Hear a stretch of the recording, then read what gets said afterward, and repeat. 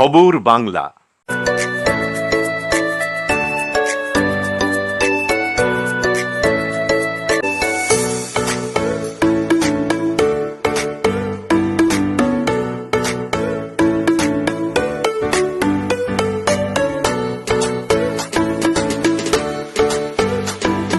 ভোজনালয়, Searsole Rajbari, Raniganj. Mobile number 9475505861। অবৈধ অস্ত্রসহ গ্রেপ্তার BJP সমর্থক, বিধায়ক পৌঁছে গেলেন ফাঁড়ি, তোলপাড়। কন্যাপুর ফাঁড়ির অধীনে বারাবণী বিধানসভা কেন্দ্রে দুটি গোষ্ঠীর মধ্যে বিবাদের মধ্যে একজন বিজেপি সমর্থকের বিরুদ্ধে অস্ত্র নেবার অভিযোগ আনা হয়েছিল, যার ফলে পুলিশ অভিযুক্তকে গ্রেপ্তার করে। যেখানে বিজেপি সমর্থকেরা বেআইনি অস্ত্র নিয়ে লোকজনকে ভয় দেখায় বলে অভিযোগ। এরপর পুলিশ অভিযুক্তকে আটক করে কল্যাণপুর ফাঁড়িতে নিয়ে আসে। তৃণমূল ও বিজেপি সমর্থকেরা সেখানে পৌঁছালে তাদের মধ্যে সংঘর্ষের পরিস্থিতি তৈরি হয়, যার জেরে হট্টগোল হয়। বিজেপি বিধায়ক অগ্নিমিত্রা পালও সেখানে এসে হুমকি দেন। বিজেপি বিধায়ক বলেছেন যে তৃণমূলের লোকেরা এখানে আটকে আছে, প্রশাসনের কাউকে জড়িত করা উচিত নয় এবং নিরপেক্ষভাবে যে পদক্ষেপ নেওয়া হোক না কেন।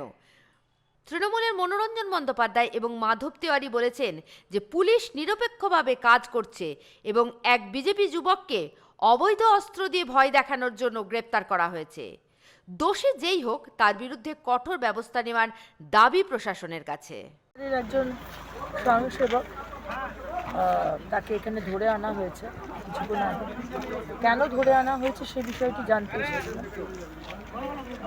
পুলিশের সাথে কথা হয়েছে, কিছু বিষয় রয়েছে সেগুলো এখনো পরিষ্কার নয়, তো সেই বিষয়টি আমরা দেখে নিচ্ছি। পুলিশকেও বলা হয়েছে ইনভেস্টিগেশন করা হোক, যদি কেউ দোষ করে থাকে তার শাস্তি হবে, কিন্তু যদি কেউ দোষ না করে থাকে তাহলে যেন তাকে অন্যায়ভাবে ফাঁসানো না হয়।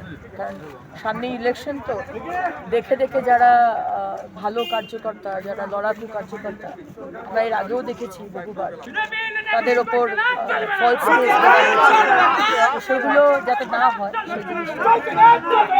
এই ইরেসপন্সিবল টিএমসি যুবরা এসেছে যারা চিৎকার করছে, গরম করার চেষ্টা করছে, হাওয়া গরম করে, যাতে একটা ঝামেলা হয়। আমি তো একজন কি বলবো রেসপন্সিবল সিটিজেন, তারপরে আমি জনপ্রতিনিধি, পুলিশের সাথে কথা বলেছি। ফালতু ঘটনা ঘটে গেছে, ওরা নিজেদের মধ্যে লড়েছেন, এবার ফালতু একটা রিমার্ক করেছে, যেটা আমরা কখনোই কাম্য নয়। আমরা মানে নিরপেক্ষভাবে সুন্দরভাবে আমরা মানিক উপাধ্যায়ের আমল থেকে এখানে আছি, একদম সব মিলিত বিভিন্ন ধর্মাবলম্বী মিলে আমরা এখানে বসবাস করি এবং সুন্দরভাবে বসবাস করি। সেটা বিগত 83 থেকে তার প্রমাণ দিয়ে গেছে এখনও পর্যন্ত। কিন্তু বাজে কেউ রিমার্ক করেছে এবং কেউ কিছু আগ্নেয়াস্ত্র দেখেছে বলে আমাদের কাছে খবর।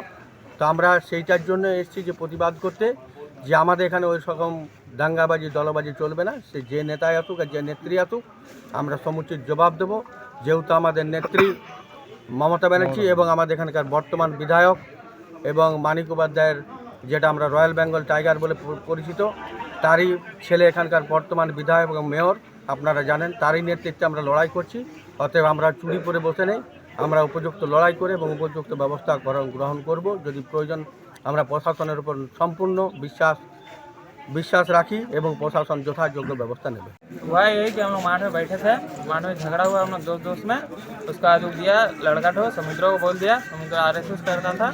और उसके बाद वो आया, मेरे को एक झाड़ मारा, मेरे को मारने के बाद घर गया, बंदूक लेके आया, बंदूक सटा दिया मेरा माथा में सटाया, मेरा दोस्त नाम रामाकांत का माथा में सटा दिया। और उसके बाद पुलिस आया, पुलिस उसको लेके गया। क्या कारण से हुआ था?